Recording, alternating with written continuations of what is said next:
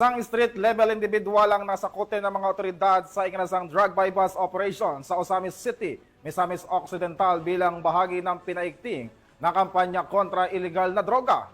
Patrolwoman Sara Bim Bato Malaki sa ulat. Tiklo ang isang street-level individual sa ikinasang drug bypass operation ng mga operatiba ng Osamis City Police Station sa Barangay Gangog, Osamis City, Misamis Occidental. Ito lamang ika-22 ng Hulyo taong kasalukuyan. Kinilala ni Lieutenant Colonel Harvey Avellanosa, officer in charge ng Osamis CPS, ang suspect na si Elias Roldan, lalaki, 35 anyos, isang construction worker at residente ng nasabing lugar. Color blue.